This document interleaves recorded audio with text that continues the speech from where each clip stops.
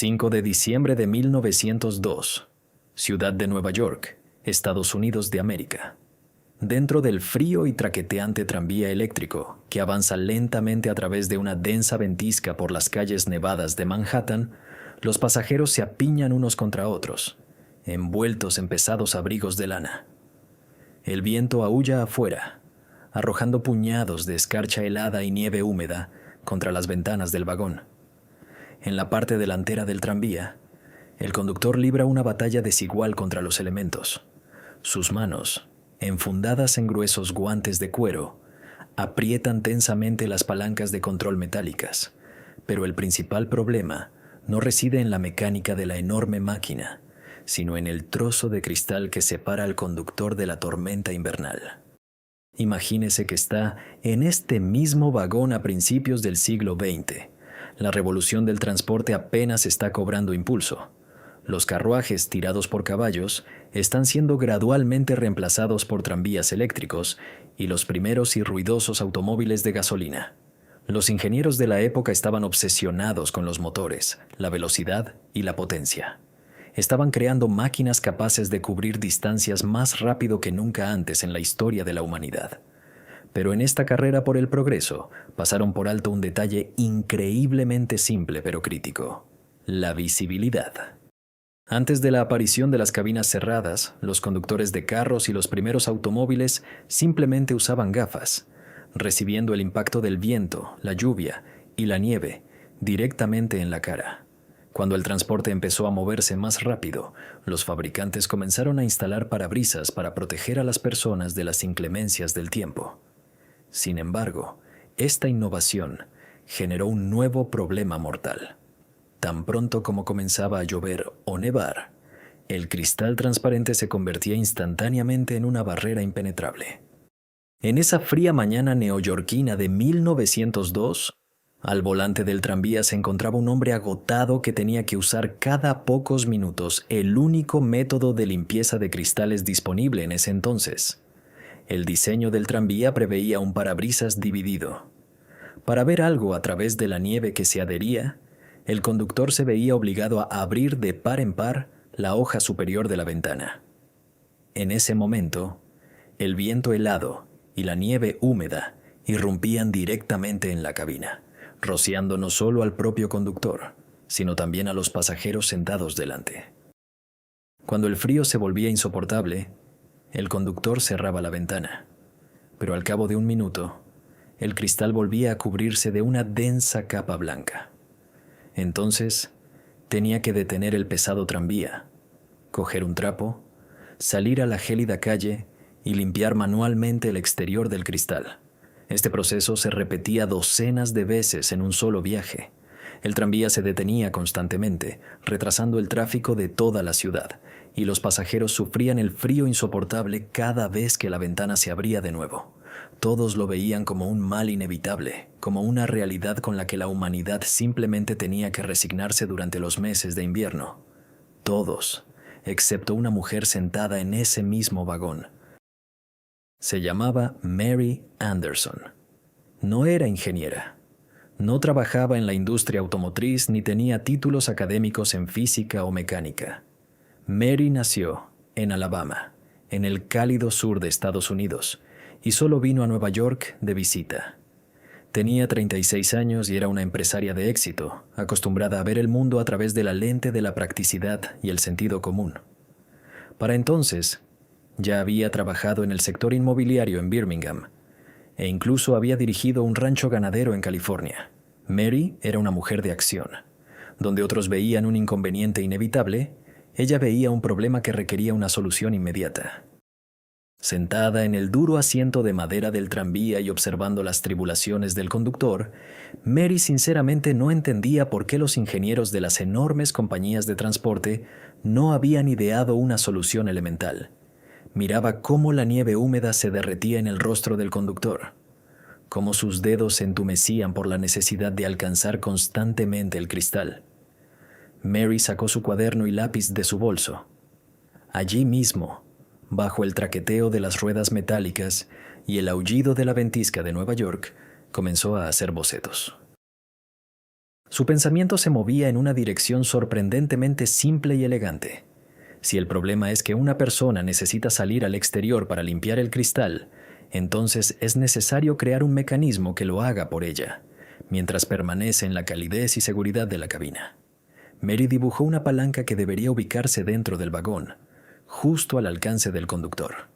Esta palanca, al pasar a través del marco de la ventana, debería conectarse a un elemento móvil exterior, una larga barra. Pero, ¿de qué hacer esta tira? La tela normal se mojaría y se congelaría rápidamente, convirtiéndose en un trozo de hielo que solo rayaría el cristal. La madera no se ajustaría firmemente a la superficie. Mary se dio cuenta de que la clave del éxito era un material que pudiera seguir las curvas y adherirse firmemente al cristal, barriendo el agua y la nieve sin dejar rastro. En ese momento, la tecnología de producción de caucho ya estaba lo suficientemente desarrollada, por lo que anotó en su cuaderno la idea de usar una hoja de caucho densa fijada a una base de madera o metal. Para que la cuchilla no solo colgara, sino que presionara con fuerza contra el cristal, Mary añadió un resorte a su diseño. Fue un momento de verdadera inspiración inventiva. El resorte debía asegurar una presión constante de la tira de goma contra el parabrisas, independientemente de la dirección en que se moviera la palanca. El conductor podría simplemente girar un mando dentro de la cabina, y la cuchilla de goma describiría un arco suave en el exterior de la ventana, barriendo la nieve, y luego volvería a su posición inicial gracias a un contrapeso o mecanismo de retorno incorporado. El resto del viaje, Mary no prestó atención ni al frío ni a los retrasos en el camino. Su mente estaba completamente absorta en el dibujo. Comprendió que esta simple construcción de unas pocas piezas podría cambiar para siempre la forma en que la gente viajaba. Después de todo, este problema no solo afectaba a los tranvías de Nueva York.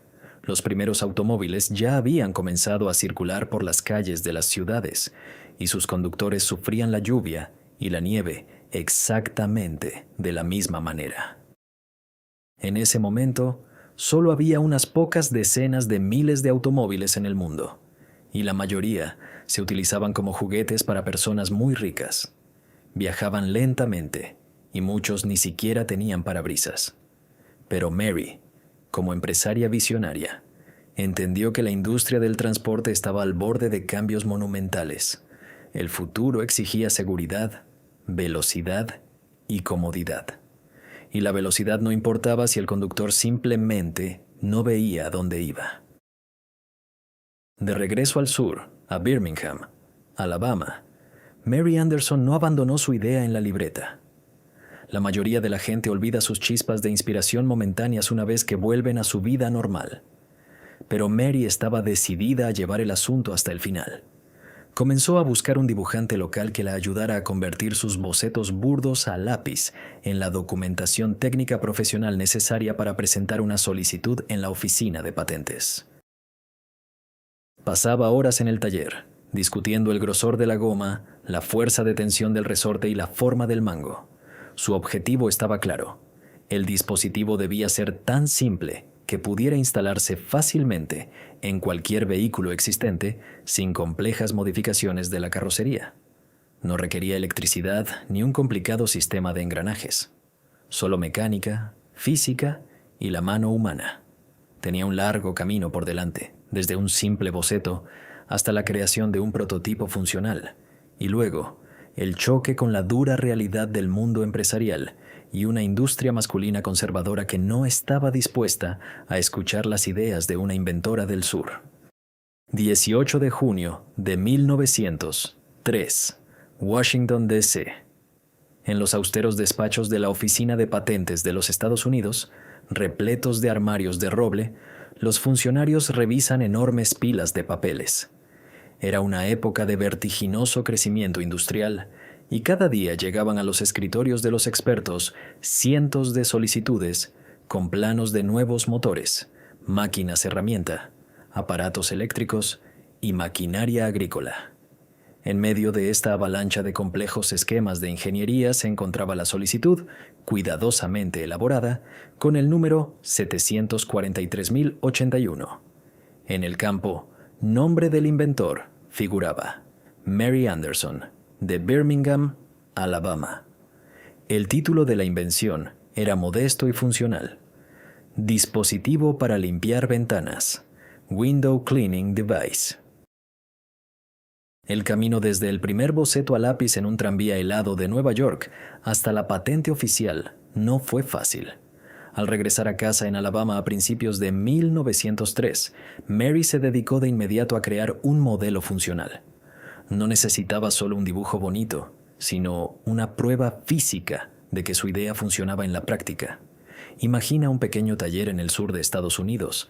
Hace un calor veraniego insoportable. Mary está de pie junto a un pesado banco de trabajo de madera junto con un mecánico local que ha contratado.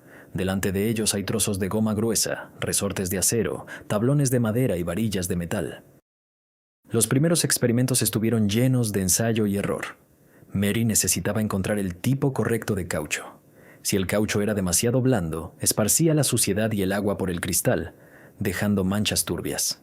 Si era demasiado duro, rayaba la superficie y no podía adaptarse a las más mínimas irregularidades del parabrisas. Después de una serie de pruebas, finalmente encontraron el equilibrio ideal: una tira de caucho densa y elástica, firmemente sujeta entre dos finas placas metálicas para darle rigidez. El siguiente desafío fue el propio mecanismo de presión. Mary resolvió brillantemente este problema. Diseñó un sistema en el que dentro de la cabina había una manivela giratoria con un pequeño contrapeso. A través del marco de la ventana pasaba un pasador delgado que conectaba la manivela con una palanca externa, a la que se fijaba una cuchilla de goma. Un resorte incorporado hacía que la cuchilla se presionara fuertemente contra el cristal. El conductor podía simplemente tirar de la manivela hacia sí y girarla a derecha e izquierda. La escobilla de goma en el exterior describía un arco perfecto, limpiando todos los obstáculos. Y luego, gracias al contrapeso y al resorte, volvía a su posición vertical original en el borde del marco para no obstruir la visión. Además, Mary previó otro detalle increíblemente importante que a menudo se olvida mencionar. Comprendió que el limpiaparabrisas no es necesario cuando hace buen tiempo. Dejarlo afuera durante todo el verano significaría exponer la goma al sol abrasador, lo que la secaría rápidamente, la agrietaría y la inutilizaría. Por lo tanto, el diseño de Mary era desmontable. Tan pronto como terminaba la temporada de lluvias y nieve, el dispositivo se podía desmontar fácilmente hasta el próximo invierno, simplemente quitando un par de sujetadores. Cuando el prototipo estuvo finalmente listo, Mary realizó sus propias pruebas. Fijó el dispositivo al cristal y comenzó a regarlo con agua, simulando una lluvia torrencial. Un ligero movimiento de la mano desde el interior y el cristal quedaba completamente limpio, sin necesidad de abrir la ventana ni salir al exterior. El mecanismo funcionaba a la perfección. Fue este prototipo funcional y los planos detallados los que le permitieron, en noviembre de 1903, obtener una patente oficial por 17 años. Armada con una patente, Mary Anderson estaba segura de que su invento causaría sensación inmediata. Creía sinceramente que las empresas de transporte harían cola para comprar los derechos de fabricación de su dispositivo. Después de todo, era una solución económica, sencilla y eficaz a un problema que afectaba a miles de conductores cada día. Mary empezó a redactar cartas y a enviar propuestas comerciales a las principales empresas de fabricación y transporte, ofreciéndoles comprar una licencia para producir su dispositivo de limpieza de ventanas. Uno de los destinatarios fue la empresa canadiense Dinning & Eckenstein, un importante fabricante de equipos. Mary empacó cuidadosamente copias de sus planos, la descripción de la patente y, posiblemente, incluso un pequeño modelo de demostración, y envió el paquete al norte. Esperó la respuesta durante varias semanas, esperando que este acuerdo en particular marcara el comienzo de la implementación a gran escala de sus limpiaparabrisas. Cuando la carta de respuesta finalmente llegó, Mary abrió el sobre con impaciencia, pero el texto en el grueso papel de oficina fue un verdadero golpe para ella. La respuesta de la dirección de la empresa decía: No consideramos que este dispositivo tenga un valor comercial que justifique nuestra participación en su producción y venta. Fue un rechazo cortés, pero absolutamente categórico. Y no fue el único. Una y otra vez, al dirigirse a diferentes compañías, Mary se topaba con un muro de incomprensión y condescendencia.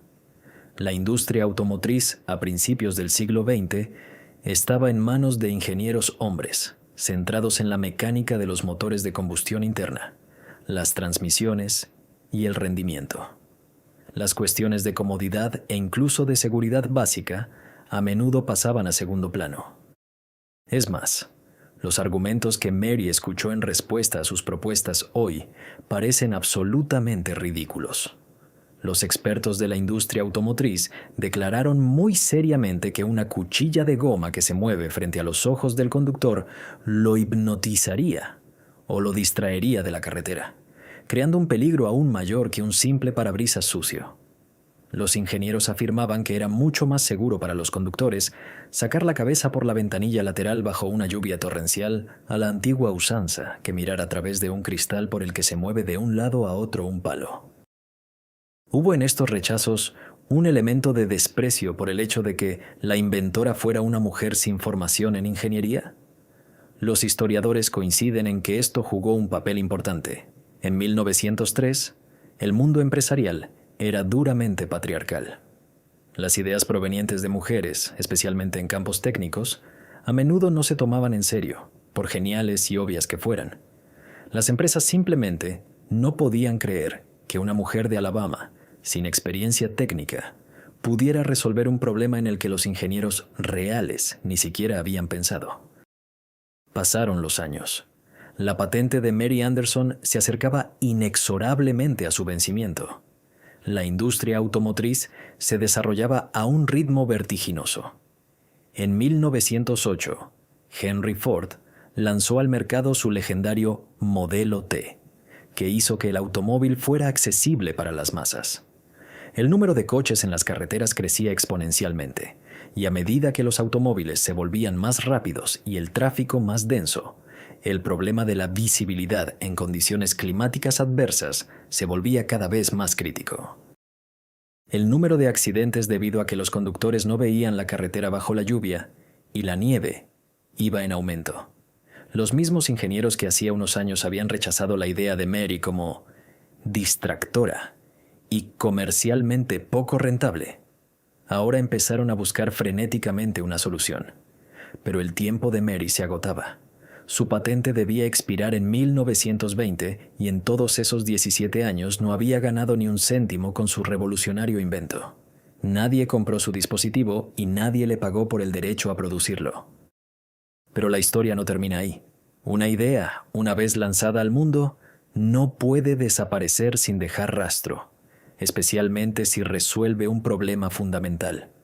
Los limpiaparabrisas de Mary Anderson esperaron su momento, y pronto el mundo del automóvil se vio obligado a reconocer su catastrófico error. 26. Fue un momento decisivo. Aquella invención que hace 2 décadas los ingenieros y empresarios calificaron de distractora y comercialmente inviable, se convirtió de repente en una parte integral del diseño automotriz. Pronto, otros gigantes de la industria automotriz estadounidense siguieron el ejemplo de Cadillac.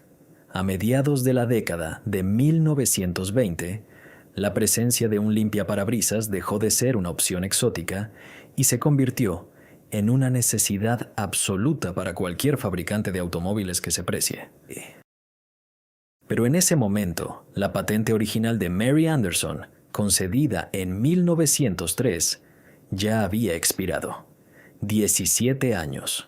Ese era el tiempo que se concedía al inventor para el uso exclusivo de su idea según las leyes de los Estados Unidos de la época. En 1920, la patente con el número 743.801 pasó a ser de dominio público. Cualquier empresa podía ahora tomar los planos de Mary, modificarlos y fabricar limpiaparabrisas a escala industrial, sin pagarle ni un céntimo de derechos de licencia. Eso es exactamente lo que sucedió. Las corporaciones automotrices comenzaron a instalar masivamente mecanismos que, en principio, no diferían en nada del mismo cepillo de goma en la palanca con resorte que Mary dibujó en su cuaderno en un tranvía de Nueva York helado. El diseño era prácticamente idéntico. El conductor tiraba de la manija dentro de la cabina y el cepillo exterior limpiaba el parabrisas en un arco. Más tarde, el accionamiento manual fue reemplazado por vacío y luego por motores eléctricos. Pero el principio básico de la cuchilla de goma, firmemente adherida a un brazo con resorte, se ha mantenido sin cambios hasta nuestros días. Imagínese los sentimientos de Mary Anderson.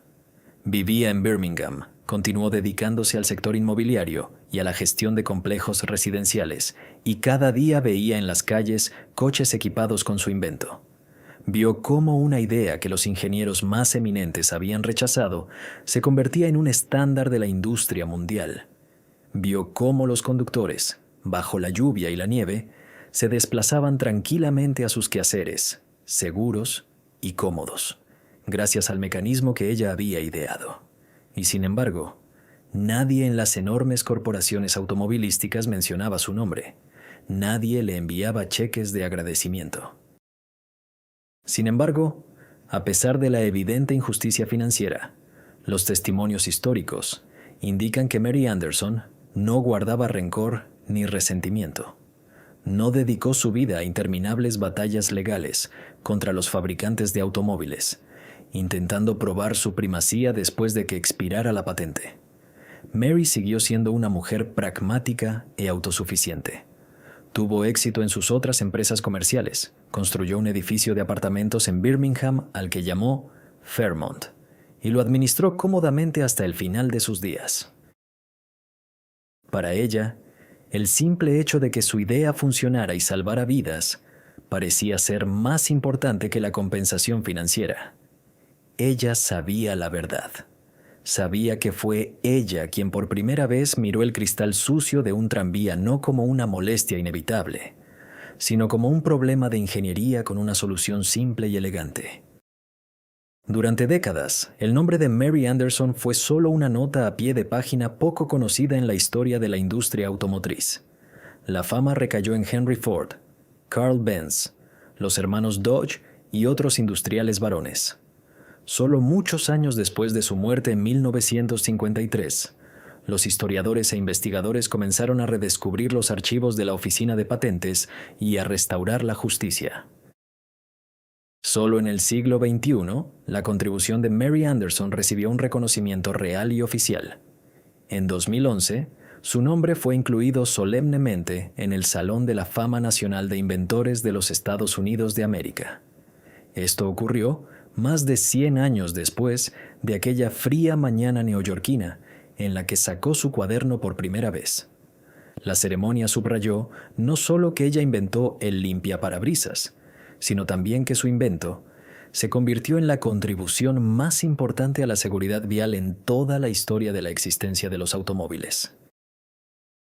Hoy, cuando te sientas en un coche moderno, estás rodeado de la más alta tecnología. Los coches están equipados con radares, cámaras de visión trasera, sistemas de mantenimiento de carril y complejos ordenadores de a bordo capaces de analizar la situación del tráfico en tiempo real. Los ingenieros han aprendido a hacer que los motores sean silenciosos y las carrocerías aerodinámicamente perfectas. Pero tan pronto como la primera gota de lluvia o el primer copo de nieve comienza a caer del cielo, instintivamente buscas la palanca debajo del volante. Y en ese momento se activa un mecanismo que, en principio, no ha cambiado desde 1903.